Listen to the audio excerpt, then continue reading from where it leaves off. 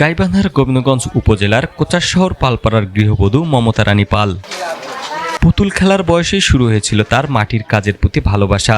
বাবার বাড়িতে শখের বয়সে পুতুল তৈরি করা সেই মেয়েটি বিয়ের পর স্বামীর সংসারে এসে হয়ে উঠেছেন একজন দক্ষ মৃৎশিল্পী। সংসারের কাজের ফাঁকে হাতে তুলে নেন কাদামাটি, তার ছোঁয়ায় তৈরি হয় সরাটব, দইয়ের খুঁটি সহ নানান ধরনের মাটির তৈজসপত্র। কিন্তু আগের মতো আর নেই এসব পণ্যের চাহিদা, ফলে এই পেশায় আগ্রহ হারিয়েছেন তার স্বামী সহ অনেকেই। একসময় পালপাড়ার পুরুষ কারিগররা মাটির জিনিস তৈরি করেই চালাতেন সংসার, এখন তারা পেশা বদলে ঝুঁকেছেন অন্য কাজে।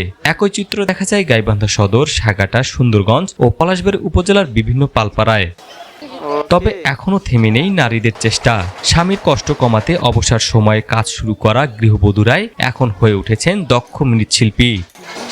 তাদের অভিযোগ, এই পেশায় পরিশ্রম বেশি কিন্তু লাভ খুবই কম। মৌসুমী কিছুটা চাহিদা থাকলেও বছরের বাকি সময় কাটে অলসতায়, ফলে নতুন প্রজন্ম আগ্রহ হারাচ্ছে এই ঐতিহ্যবাহী পেশায়। তো ওই খাটুনি বেশি, খুব কষ্ট হয়, এখন না করেও নয়। এখন ছেলেপেলেরা বাইরে থাকে, এলে খাটুনি পছন্দ করে না।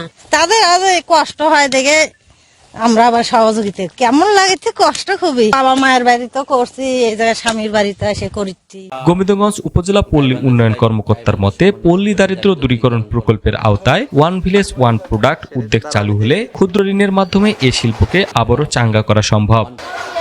অন্যদিকে গাইবান্ধা বিসিকের কর্মকর্তা জানিয়েছে, মৃৎশিল্পকে টিকিয়ে রাখতে সর্বাত্মক সহযোগিতা দেওয়া হবে।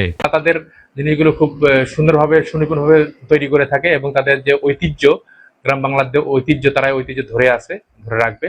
আমরা তাদের প্রশিক্ষণের পাশাপাশি আমাদের যে সহযোগিতাগুলো আছে, প্রশিক্ষণ, লোন এবং অন্যান্য, তাদেরকে সরবরাহ করছি এবং ভবিষ্যতেও করবো বলে আশা করছি।